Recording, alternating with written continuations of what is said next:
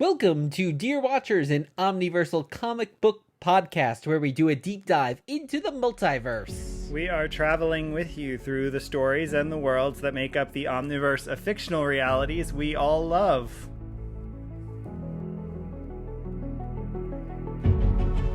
And your watchers on this journey are me, Guido. I didn't think of a clever name that time. I tried for a moment. And me, Rob. Or is it? Oh, you'll just do the sound effect? Yeah, it's me transforming. I think we should have inserted a studio sound effect, though, because that's kind of gross. Yes, yes, everyone's hearing that in their ears while they're at the gym right now. And before we begin our trip today, Guido, down to the muddy sewers of Gotham, what's new with us in our little He doesn't live in the sewer, does he live in the sewer? No, but he's when it rains, he gets washed down into the gutters, right. Yeah. So, what's new?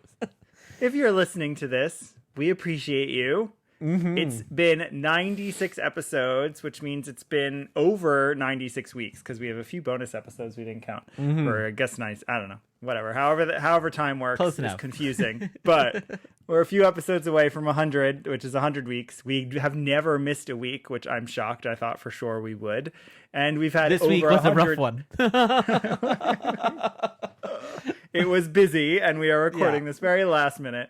But it was over 100 hours of time we've spent together, listeners. So thank you. We do it because we love to, but we also, as we've been saying the last few episodes, want to grow. When we pass 100 or even 400, we want more people who might enjoy to join us, listen, engage us online. So please, if you are listening, take a moment when you're done to share this episode with a few people who would like it or post about it online. That would really be appreciated. It was my birthday this week, so a belated birthday present you can all give me is to write a review on Apple Podcasts or tell a friend about this show. And if you're joining us for the first time, we have 3 parts of our journey today. Origins of the story, what inspired this other reality. Exploring multiversity, we dive deeper into our alternate universe. And pondering possibilities, we examine the impact and what's followed or coming in the future. And remember, you can find us on Ko-fi, where we're posting about the stuff we're doing, including our spin-off series available to members and patrons. So that's Ko-fi, which you can find at dearwatchers.com, and click join. And with that, dear watchers, welcome to episode 96, and let's check out what's happening in the Omniverse with our travels to today's alternate universe.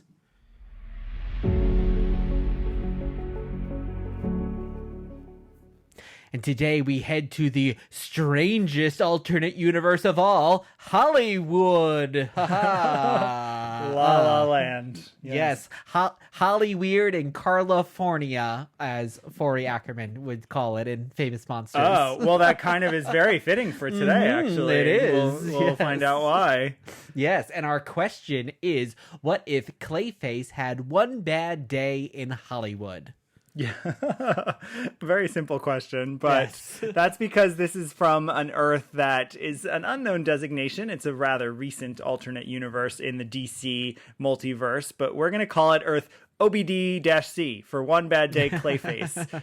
All the One Bad Days are independent Earths from each other. They're not even the same Earth, and they're one-shots, so they haven't been numbered, and they're recent. But we did cover the first One Bad Day, Batman One Bad Day, back in episode 64 in September 2022. So you can go listen about Riddler's One Bad Day when you are done today listening to Clayface's One Bad Day.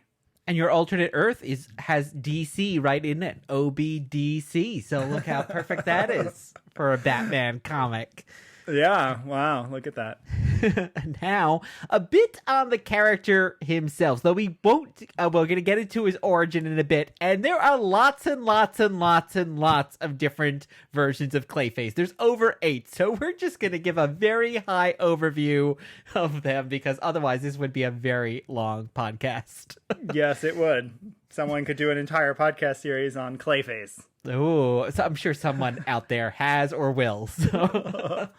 So the first Clayface is Basil Karlo, who we're going to talk more about in our first section. And Basil was a master of disguise, but he had no powers, at least at first. But he did have a name that is pretty recognizable, I'd say, and we can get more into his origin. But Basil Karlo sounds to me like they're kind of going for Boris Karloff. Do you think that's true? Totally. Boris Karloff, like, exactly. I think we're going to get more into it, but also Basil Rathbone, another big horror actor. So you got Basil just sounds a little creepy, weird. No offense to anyone named Basil out there. I don't know that name is still used, but yeah, maybe it's time to bring it back. So onward. Yes, the second Clayface, created by Bill Finger and Sheldon Muldorf in 1961, was a treasure hunter, that's an outdated profession, named Matt Hagen, who discovered a pool of goo that transformed him into a mud clay-like creature that could change his shape into anything he wanted, but Hagen had to return to the pool to restore his powers ever so often. So this is like the look and powers that we kind of all know from Clayface. The third Clayface, Preston Payne, was created by Len Wein and Preston Rogers in 1978. He looked like a big pile of clay, but he couldn't change his appearance. Instead, he needed an exoskeleton to keep himself together, and he could actually melt people with his touch. Guido, do you know this Clayface at all? Nope. Sure don't. I don't think I know. I don't think I had any idea that there were even this many, let alone one was a pile of clay, one could melt you. I mean, he looks like mud, but can't transform his appearance, so he has the worst of all the worlds, basically. And the last Clayface we wanted to touch on is a female Clayface, sometimes called Lady Clay. No, she's not. Come on. Yeah. If anyone is calling her Lady Clay, stop now. Yes. She is Sandra Fuller and was created by Mike W. Barr and Jim Aberon in 1987. And she basically has the same powers as Matt Hagen. And Clayface 1, 3, and 4 actually formed the Mud Pack together, kind of like a band. And Payne and Fuller actually became a couple and had a child together that, guess what, also has Clayface powers and becomes another Clayface. And there are many more Clayfaces. All those 4 Clayfaces are actually all still active in the DC universe as well. And there was even one Clayface that was hit with a Joker toxin and becomes Clownface. And a little more on Clayface in the multiverse, because there are so many versions, as you mentioned. The version we're looking at is an alternate universe version, but of what is right now basically considered the canonical DC universe, sometimes called Prime Earth. This is the post-rebirth, reboot, and post-Infinite Frontier continuity that we're in right now of the DCU, which has tried to sort of merge and reconcile pre-Crisis, post-Crisis, Infinite Crisis, all sorts of Dark Crisis, Final Crisis, everything, New 52, try to reconcile it all. So that's what we're riffing on. But in the multiverse of Clayface, he was also, we discovered, in the Batman 66 credits, though he never appeared, being replaced by Falseface.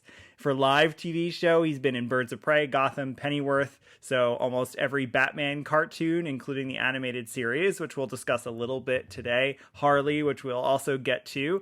And of course, earlier this year, it was revealed that Mike Flanagan had done a spec story for Clayface that was passed over, which is really a shame, and we'll get into the future of him on screen because it seems almost certain that he's going to be in the Batman 2 in Matt Reeves' DCU world, and that's not coming till 2025. But we will get much more into his future in our third segment today. Yeah. And even in some of those Gotham and Pennyworth, I think they even created new Clayfaces. They didn't even use the ones in the comic, of which there's a million. They needed to create even new ones. So there's so many Clayfaces. But Guido, what is your background with anyone who happens to be named Clayface? Very minimal, other than probably what's true for a lot of people my age and casual comic fans, which is obviously, you know, the Batman villains, even if you've never read them. So I didn't even know their real names, the Clayfaces. And then otherwise I knew the animated series quite well. We watched Harley, and I saw Clayface, you know, he popped up for a short story in Wonder Woman. I read that. and James Tynion's run of Batman. I read that. So I've read Clayface, but I really don't know a whole ton. This was an education today. How about you? Growing up, I don't think I ever read him in an actual comic. The main way I knew Clayface was the Ron Perlman performance from Batman the Animated Series, and that's kind of the classic Clayface look. But then I was a big reader of DC Who's Who, so I didn't know there were 3 Clayfaces.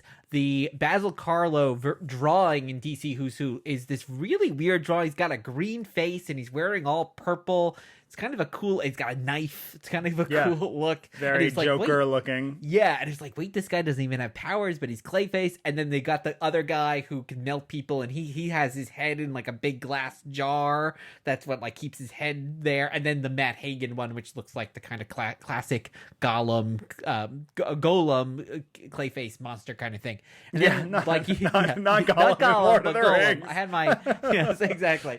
And I do like, you know, with you watch the amazing performance of Alan Tudyk on Harley Quinn as well. But yeah, this was really the first I've ever read Clayface in actual comics. So let us start at Act 1 for our point of origin. I wish I had a clapboard effect here. Oh yes, exactly. It's origins of the story.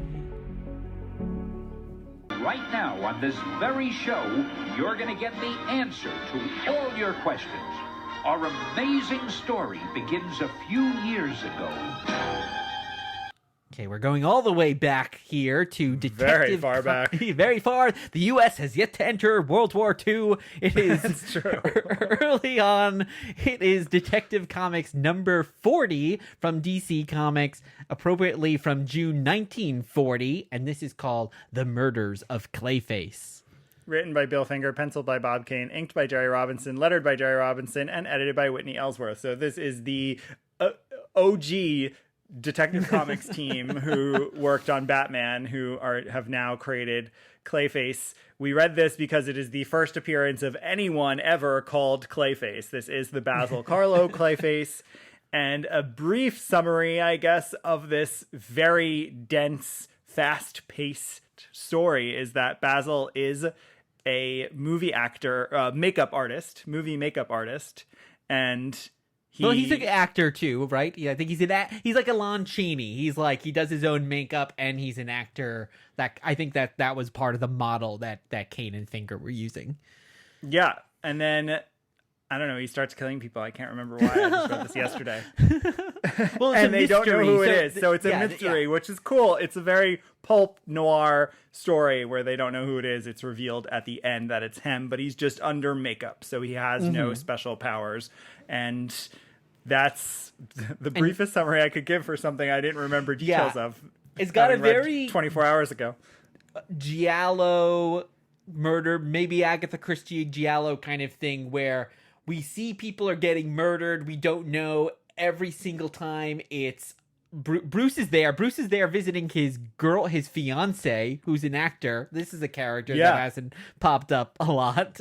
Julie, right? No, Julie. I don't even know who Julie is. And I do know a good amount of Batman lore, but my gosh, I don't know who Julie is. Julie's in a movie. Bruce is there with his pipe on the set, and people are being killed there on the set. And we meet Basil very early on, and he's kind of handing over the mantle of some of his famous characters to a younger actor, but he's not really a suspect. He's kind of this just introduced, and then we're meeting all the other people. It's like an Agatha Christie thing. Everyone's got to be a suspect. And at the very end, and the killer, I should say, is disguising himself in the makeup of an old character, which is called Clayface. So he's wearing a mask. And the ending, I mean, I don't know, Guido, if this is what it reminded you of, but it was giving me big Scooby-Doo vibes, because it's very much at the end where it's like, who is that person? And they rip it off, and it's like, oh my gosh, it's you.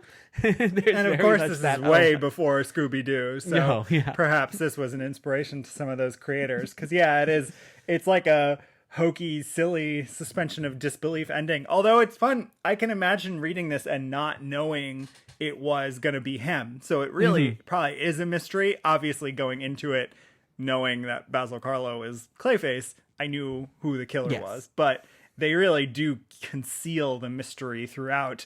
I mean, the stakes aren't very high. I don't really care. Yes, a few people die, but you have no idea who they are, basically. So, yeah, it's very classic Batman. I mean, I think Bob Kane, for whatever credit he deserves for creating Batman in this issue, I don't love his art. I don't know if he's rushed at this point or if he's sort of over it. I have no idea, really. But the art is fast. The pacing, like I said, though, is wild. You go from panel to panel and like you just jump from scene to scene to scene. So it's a very dense, though short, story because it's part of the anthology of Detective Comics. Yeah, well, let's discuss Clayface's next role then, jumping many, many decades into the future. This is Detective Comics Annual number 2018, so still Detective Comics, a little trend there. From DC Comics, this is from March 2018, and the story is just entitled Clay, although the cover title is The Curse of Clayface, a lot more dramatic there. Yes, and this is by James Tynion IV. This is penciled by Eddy Barrows, inked by Eber Ferreira, colored by Adriano Lucas, lettered by Sal Cipriano, and edited by Chris Conroy. And this is happening during James's epic run of Detective Comics and Batman, in which he uses Clayface quite a bit, and Clayface becomes hero, anti-hero, but basically a hero, I'd say. And so this annual in 2018 goes ahead and tells the origin of, as it says on the cover, gasp at the gruesome origin of Batman's foulest foe. And so it's retelling the origin for the first time in the post-Rebirth universe, which fuses together a lot of elements of the previous Clayfaces, the animated series Clayface. So let's give a brief summary. Do you want to start us off? Yeah, so this Clayface is Basil Karlo, and his father is a actor named Vincent, and we see these in flashbacks, and he's created Renyu, yeah, so he's created the stuff that you can use to sort of mold the skin, and he has this great creepy looking, like he looks like the Joker segment. And it's fun that James uses this device because by having his father also be an actor, his father gets to talk a little bit about acting and playing a role and what they want from you, and that sets up, of course, this Clayface who is an actor, and that becomes an important part of the mythology of Clayface. And very much a lot of these details too, it seems that James is taking in and maybe part or inspiration even from Batman the Animated Series, which is fun because we both said that was our introduction to this character in many ways. And in Clayface's first episode of the animated series, which is written by Marv Wolfman, he is an actor. And again, he's using this chemical, this clay that he's able to put on his face. And then eventually he overdoses on it, or he's doused with it. And he turns into the Clayface monster, big giant mud man that we know, and we have a similar arc here in this story. Well, and that animated series also builds a little bit from the Basil Karlo origin in 1940 because of the mob connection and the way that Clayface is sort of indebted to the mob, and that is true in the Detective Comics number 40 and true in the animated series. But it is not the case here, because here he actually gets in a car accident and he ends up using the Renyu himself in order to start to mold his face so that he can continue with the project that he had gotten cast in. So, well, even in the animated series, though, we actually don't see the car accident, but they do have the newspapers up on the wall that's saying that in that one it's Matt Hagen. Matt Hagen has been in an accident. I don't know if it says car accident, but so there is even there that same thing. We're just kind of jumping through it, but it has that kind of classic thing, almost like reminding me too of Doctor Strange too. What will someone do? To what lengths will they go in order to try to regain what they think makes them special? In this case, it is very literally his face. Yeah. And so then he puts on the fake face and he encounters the woman that he's working with, who I guess is a PA on the production, who tells him that, it's not that it was the mask, that it wasn't him anymore. So even though he had recreated Basil Karlo's face, he was no longer Basil Karlo. So we're starting to get the part of the mythology that becomes important for our alternate universe here, where who is Basil Karlo anymore when he's under that, when he's able to mold himself all the time.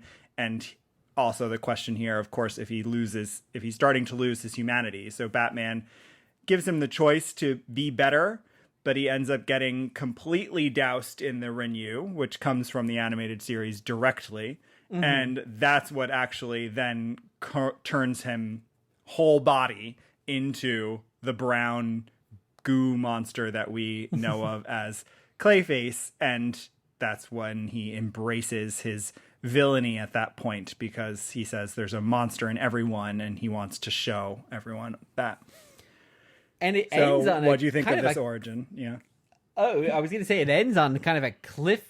Well, don't necessarily know cliffhanger, but this very kind of big moment. It doesn't end with everything being wrapped up. He actually deforms or scars the girlfriend character, who's been a complete innocent throughout this. So what's interesting, what I think James Tynion does, is take this character, and I think we're going to see this in our alternate universe as well, takes this character that has many sympathetic qualities to him, but makes him do an irredeemably evil thing there. Yeah, I agree. I think that is absolutely true. So, all right. And I think this is I think it's a really fun way that they decided to kind of put these various stories together, because in the original DC continuity, Basil Karlo just injected himself with the blood of two of the other Clayfaces, and that's how he becomes Clayface. But this actually just feels so much more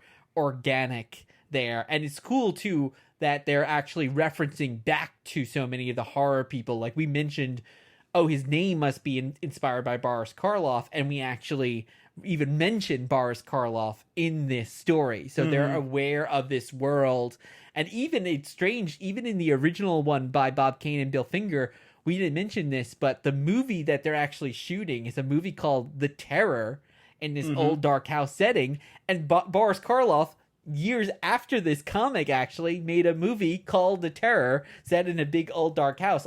Maybe it's just a coincidence because it's a pretty generic title, but it's kind of interesting that all these things do interconnect in some way. Yeah, I agree. And as we've talked about with the adaptation of the animated series, I think they do a good job of pulling that in, because that adds the layer of, initially he chooses to use the powers of the serum, but then an accident happens and he gets completely deformed and overwhelmed by the powers of the serum. So it's a good, more complicated origin. There's not there's not one catalyst that produces the villain we know. There's actually a few things that have to fall into place, which makes him a little more interesting. And I think this does a great job of making me interested. So let's see what happens. Yes. Let's get ready for our next role, which is in Exploring Multiversity.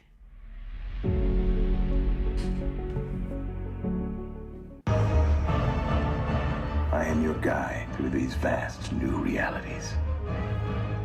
Follow me and ponder the question, what if?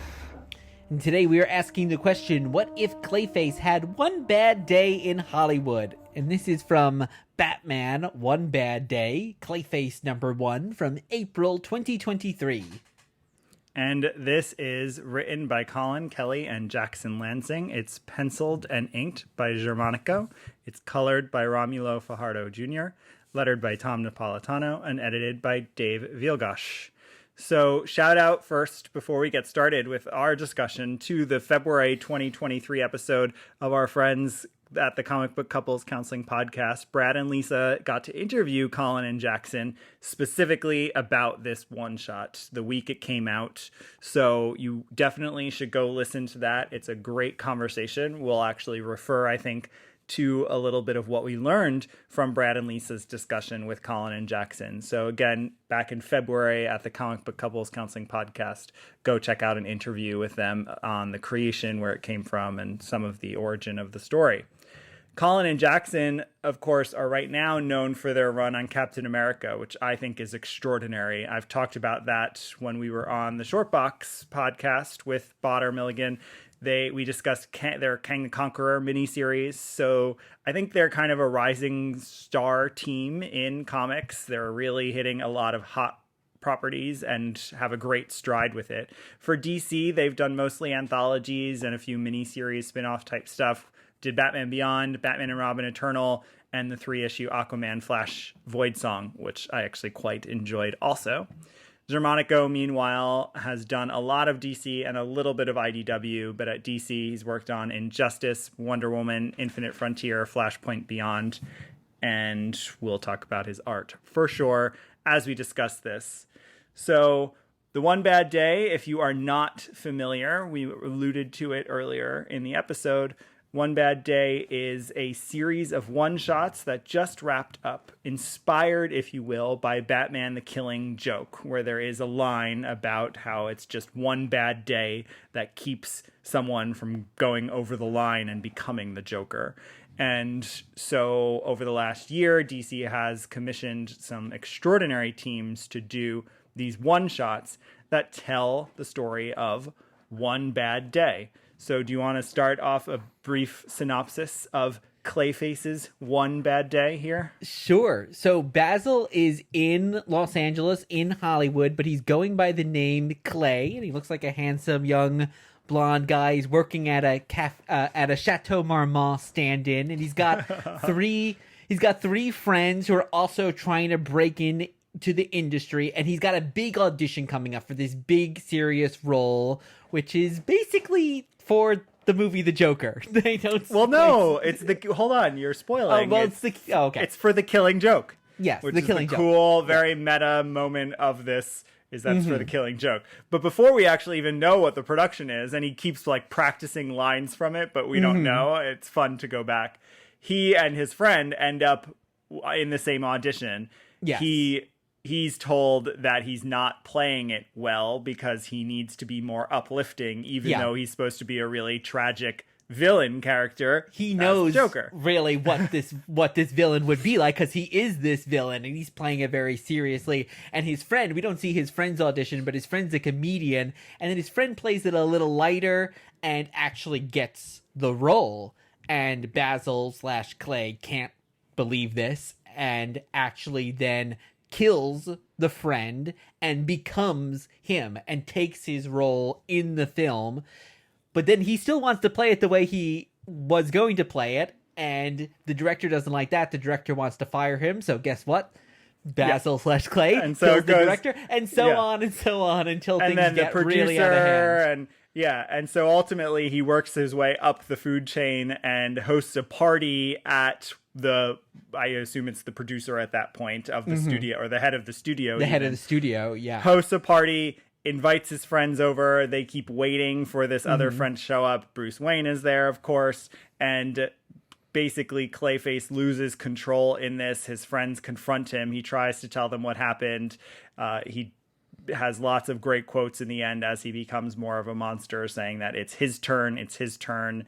Confronts Batman, they get in a fight, and he ends up in Arkham Asylum. And there's a lot more to it, but I wanted to give that summary so we could dig into some of those story aspects, because I think we both loved this. I know I did. You have not read every One Bad Day, but I think I'm just missing one right now. But I think they've all been great. Yeah, some have been better than others. There's some are more forgettable, but there are highlights, and this is for sure a highlight. And I finished it, and the meta stuff around The Killing Joke being the production, which, yes, I think there are also references to the Joker movie, because they talk about how Hollywood wants things to be dark but not too dark, and sexy but not too sexy, and all of those things. But so all of that I just knew you'd really appreciate. But how did you enjoy reading it for the first time?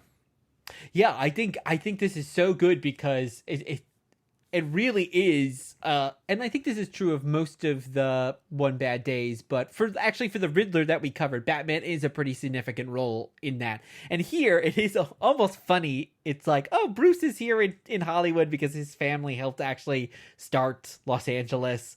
But it's so easy, and he just shows up and he plays a little role in the very end. But really, this is a Clayface story. Like, you could probably take Bruce Batman out of it and have it just be the rest of the characters, most of which are just introduced for this story, and it is so self-contained in that way, and that is really awesome. Yeah, I agree. I totally agree. And again, being a character, especially when I read this before, it came out a few months ago, I knew even less than I know about Clayface now. And so to be able to really get into this character, I think was really cool. And I don't know if they had constructed the One Bad Days really well, where Riddler is, I think, a great opening to the premise, and then this is a great closing to the premise. This was the last one. There were a few delays and a shuffling to the schedule, so I don't know if that was on purpose or not. But I love it because in the end, like, the role Batman's playing is saying to him, 9 people in one day, nothing else matters. So even though they've built up Clayface as this sympathetic, almost anti-hero, Batman's there to remind us, like, this was his one bad day. He killed 9 people. Like, that is it. He can't there's no going back from that. And so, but there's a relatability still to it, because so many of the feelings that are explored in this are feelings, I think, that so many of us have had, whether you're in the industry or you're in something else, but your friend, your coworker gets that job that you want. And sometimes you have those feelings of anger, and you're not probably going to kill that person, hopefully, but you have those feelings there, and he's taking it one step further. And of course, we've also had those feelings where if we're fans of something, or even at our office, oh gosh, I just want to be, if I was the boss, I would know exactly how to do this. Or, oh, they're screwing up my favorite movie franchise. If I was the head of this studio, I know what to do. And Clayface is able to do that all in this one day. Well, that's what I think, even if it's not relatable in terms of personal experience or anything like that, it is so relatable. You and I often find ourselves talking about just how exploitative, especially right now in the writer's strike climate, how exploitative Hollywood is. It's truly, when you step back and look, I love Hollywood, and I spend a lot of money, like we all do, consuming things out of Hollywood. But when you step back and look at it, you're like, whoa, it's a horrible, horrible industry with horrible things from the past that it can't let go of. And I think this comic does such a good job of capturing that. I did have one really close friend throughout my 20s who lived in LA, and the stuff that Collin Kelly and Jackson Lanzing are getting at with just the struggle and how you try to build a community in that, and what these 3 friends are doing, and how they say, we're not going to let this city win. And, I've seen that in people, and it's really, really amazing to me. And obviously they live in LA, they are screenwriters, so they're probably almost certainly pulling on their autobiographic experience, which they told Brad and Lisa about a little bit. And I think that makes this really cool. And again, especially in the writer's strike, I didn't even really think that people should read this to understand, like, why this is happening and why that industry is so broken. Clayface has one solution, the WGA has another. Exactly. Yeah, and I mean, I went to drama school, and I did some acting in New York, and considered going out on auditions, and just the idea of this kind of constant rejection was too much for me. And there's this great line early on in the comic where one of the characters says, money, luck, and talent, you need one to get in the room and the other 2 to stay there. And I thought, oh, that's such an interesting idea, where there's so many people who have the luck and the talent, but they don't have the money, or they don't, or they have the money and they have the talent, but they just can't catch that lucky break. And I thought that's so interesting because that's exactly what's happening to Basil in this story. Is he's got at least the talent as far as we can see here, and he's got the luck, he's got that audition, but he doesn't have the money or all these other things. Nothing is exactly working out for him as it should be. Yeah. And I like, that struggle of his is also clear in his desperation. And I think, it's interesting. I hadn't thought much about this, but you're mentioning some of the quotes that are so good in the writing of this, where he's talking, I'm looking now, and a few pages I earmarked, and I'm anyone, I'm everyone, why shouldn't I get the role? It's my turn. Like, if you removed the Clayface and removed the murder from this could be a story that is probably happens millions of times a year, and with this person who's so desperate and ends up feeling entitled because they've been screwed over so many times and has something to offer, and they're not being seen. And the reason that all works so well is because this is a character who, like I mentioned in the earlier issues we read, who is he? Who is Clayface? When you can be anyone and anything, what is his core self anymore? Is it Basil or not? Or Clay in this? Is it, who is he? He can be anyone. He can be everyone. And I think it's in the James Tynion annual. That means he's no one. And that definitely shows up in this, just as he fights against this system that is, like you said, you need luck or connections to get through. And we've seen this story in other versions. It reminds me of All About Eve. There's a little bit of that Sunset Boulevard thing in there. There's any story where someone is in some way selling their soul in order to get what they want. I goes all the way back to Faust, but it's always in there. What would you, this is, I think, something Brad and Lisa were talking about. It's what would you do? What would you kill for? And in this case, he wants to kill for that, being an artist, having that power in that way. But also, I think in being seen, being accepted, maybe it's what you're saying too, Guido. It's in doing so, is he finding out who he really is in that? Yeah, I think that's what's so good about what Kelly and Lansing are doing here with an understanding of Hollywood, is that, it's, at the start, it's artistic integrity. At the start, he's fighting for his version of things and his artistry, but ultimately what that is he wants to be seen. And I think that's true for a lot of people who put themselves out there in that way. Like, we all want to be seen. Don't get me wrong. We all absolutely want to be seen in everything we do. But people who put themselves out there as a public persona really want to be seen in a certain way. And that's what I think we get here, is that Clayface is trying to just be seen. And in that way, too, it's interesting that this is in Los Angeles and everything is bright. Just to talk about the art for a second, we see sun. We see people sitting on green pastures and looking out from balconies over palatial places and stuff like that. Yeah, I want to really get into the art. Yeah, the art is amazing. And not only does it give us that very, neon pastel sky, beautiful LA that you're describing, but what's really cool is the way that Xermánico kind of turns it into a script. And Kelly and Lansing talk about this briefly with Brad and Lisa, that he had done that himself, that was his decision, and he did so much work on it, and they started getting the pages and were just blown away. But it's just very cool because you'll hit the end of a scene and it'll just say smash cut to, and then it'll jump. And it doesn't do it all the time because that would slow the story down. And I think that he must know that, but it does it in really cool key places, and we'll have interior monologue, or I even love the scene as he's absorbed all the people that he's killed and he's in the mirror, turning into all of them. And then there's two pieces of the script as the final two panels on that page, and it says Clay voiceover, "I'm not trash, I'm a star."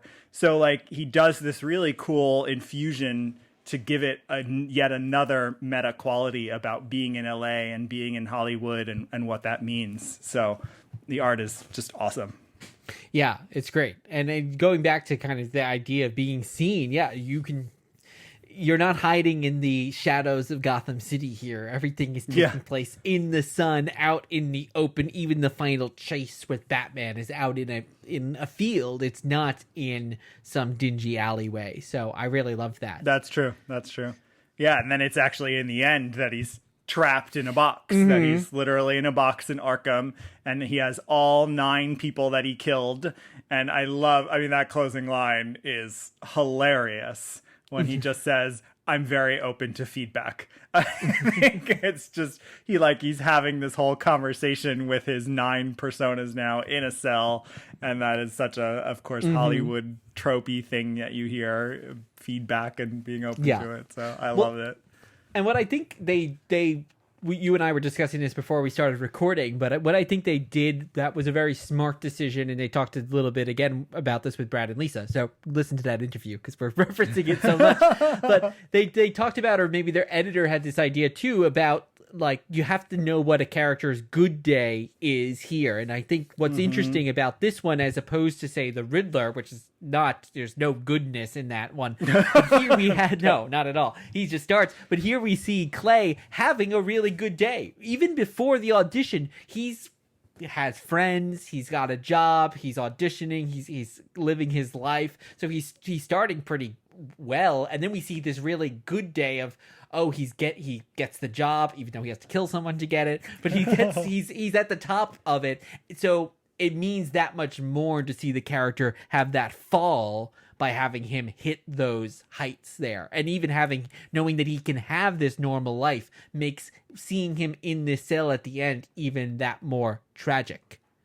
Well, I think it probably gets to, I'm thinking about the Ra's al Ghul One Bad Day, which doesn't do the same thing. That's by Tom Taylor, and it's also one of my favorites of the series. And it doesn't quite do the same thing in terms of having one good day, but what it does is, like, to Ra's in that story, he thinks it's the best day, right? Because his motivation is to what he thinks he's doing to protect the world.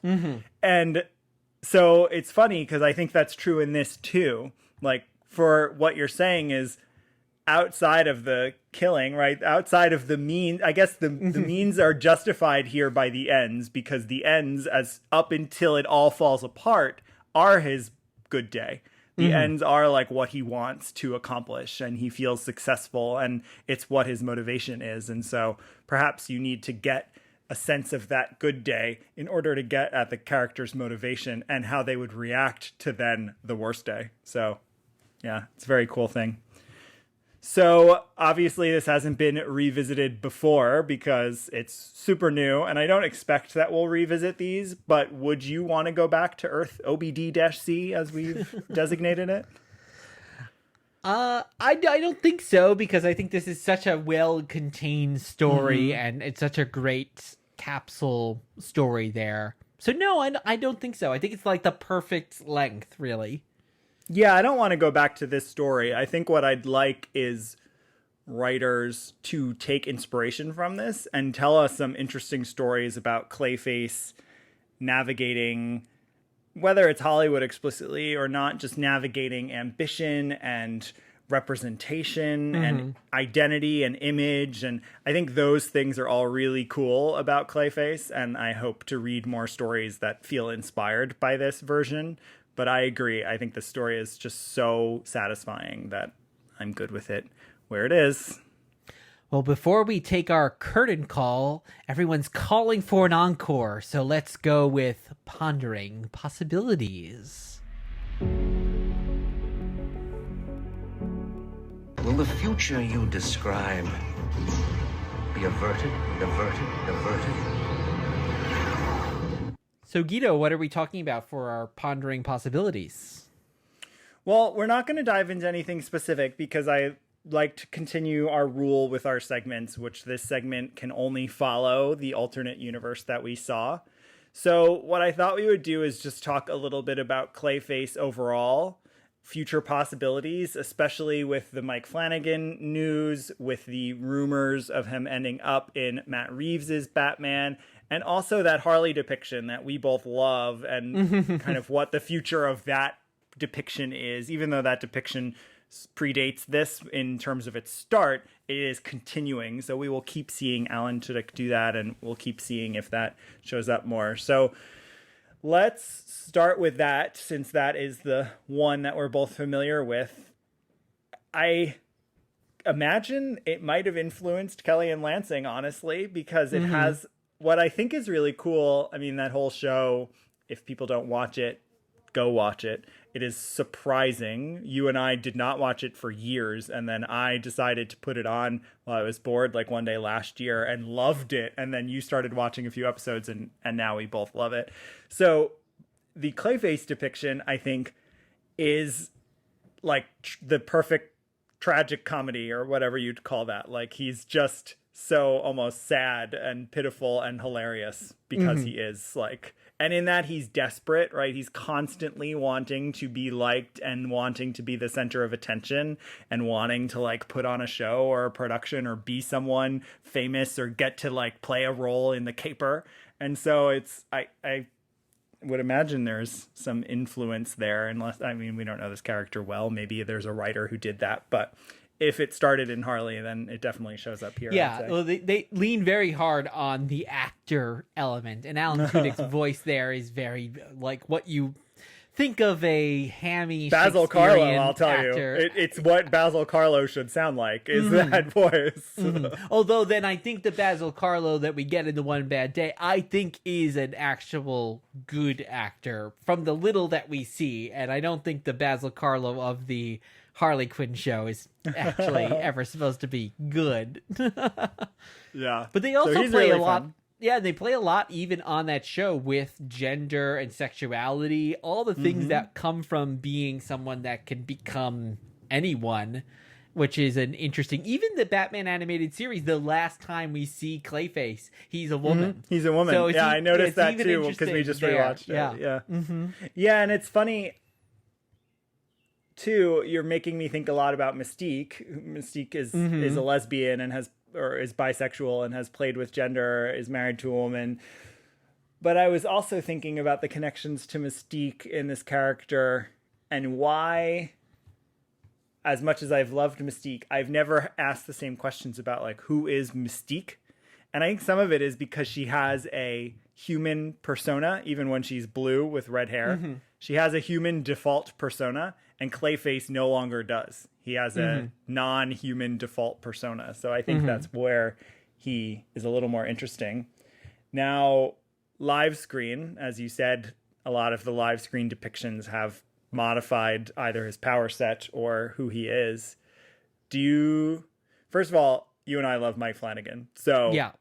And talk about someone who knows Hollywood and can comment on Hollywood and has done really cool meta stuff and horror stuff. I really hope that happens. I hope it becomes a James Gunn Elseworld movie, Mike Flanagan's Clayface, because I think that's a great match. Well, and what the character has that so many other Batman villains do. Strangely enough, this is what they tried to do with the Joker movie, even though Joker's just evil. But so many Batman characters have this sympathy element to them. Two-Face probably is the number one, right? Batman is always trying to get back to Harvey Dent there. And you have Killer Croc, who has elements of that. And then you have Clayface, too, where even here in our One Bad Day, it ends with Batman saying, I wanted you to try to go out in the world and just be you, but you can't. I can't allow you to go any further. And I would imagine some element of that would be in a Mike Flanagan movie where we're seeing those two, the tragic side, the person who is a monster but doesn't want to be a monster. Well, I think he said he explicitly wrote it as a hero. He wrote him as a hero. So now, in terms of Matt Reeves and entering Matt Reeves' DC world, are you excited about that? What do you think he'll be like? I think there's one really interesting thing about Clayface. So he has these similarities to these other characters in that he's got the sympathy element. But there's one really big difference to Clayface to any other Batman character, which is that he has powers. So sure, Ra's al Ghul and Bane are strong, but they're just kind of at the peak of human perfection strong. And you've got Man-Bat. He's, I guess, the only other exception. And Killer Croc is also kind of like a Bane, Ra's al Ghul, right? But Clayface is the only one with real powers. He can transform. Well, and I wouldn't call being a human animal powers, so I think Man-Bat and Killer Croc are out. But he actually has a superpower. He can shapeshift, and even when he doesn't shapeshift, he can basically send out all of this clay mud to consume people, eat away their flesh, all that kind of stuff. So I'm curious how that will play out in the Matt Reeves movie, where they have gone even a little too much for my taste into the realm of believability, where Riddler's just wearing a button-down shirt, and that's and it's like a crazy Riddler. Conspiracy theorist. And, so I agree. You and I both liked the Batman, and I think it is a great movie, one of the better Batman movies since Tim Burton's, for me and you, I think. But I also worry that it's going to be grounded in realism, some stuff that I don't care for, because the Riddler, even the fact that the Riddler's costume, and today any audiences are willing to accept any comic booky costume, right? This isn't the days of X-Men 1 where they had to put them in black leather because no one wanted bright colors. So the fact that Matt Reeves chose not to have Riddler look even remotely like a Riddler we've ever seen on the page does worry me. Maybe they're going to do the 1940 Clayface. Maybe it's not even going to be a superpower creature, because that does feel out of place in that world. But who knows? Yeah, you mentioned Falseface, who was the stand-in on the Batman 66 show, who was a master of disguise. So yeah, maybe they'll take that element, really embrace the original one. Now you could incorporate the chemical that he puts on his face, that the is Renew, in the animated series, in the James Tynion version, and you could do that where he's able to not transform his face with prosthetics or a mask, but actually with this chemical, and that chemical makes him mad. So you could have that without him actually becoming a full-on shapeshifter or full-on mud creature. I think that's how. I doubt we're going to see. I doubt we're going to see a mud creature. That's for sure. And there's also I do hope we see an actual being able to modify your face. Totally. I mean, there's so many Clayfaces too to choose from. Only Basil Karlo is the actor version, although they basically incorporated that into the other version for the Matt Hagen version on the animated show. Though at this point, I think you have to be the actor, right? Yeah, and you have to be Basil Karlo. And I think that also, that always resonates with like cinephiles, the Basil Karlo name and that idea. And that seems like something, I don't know Matt Reeves personally, but it feels like that would be of interest to explore that side of the character. And I would imagine most mainstream fans, like, that is, if anyone knows anything about Clayface, it's likely that. So I suspect it's going to have to be that. I'm excited because it feels different for sure. So I think it is a cool, different character direction to go in. But yeah, I hope it's not a criminal Lon Chaney. Like, that would not be fun. Just this criminal who wears different disguises. That would, I wouldn't like that depiction. Yeah. So. No, Let's I hope agree. For some chemical deformity. Well, we'll see soon. 2025. So well, okay. a few years until we hit that. But it's been fun getting to know Clayface. And if our listeners have recommendations for Clayface stories for us to read, please send them our way, because neither of us have explored him much, but we're intrigued. So that is a wrap. Thanks for listening, dear watchers. I have been Guido. And I have been Rob. Maybe. Our reading list is in the show notes, and please follow us on all social media at Dear Watchers. Leave a review wherever you listen, and we'll be back soon with another trip through the multiverse. In the meantime, in the words of Uatu, keep pondering the possibilities.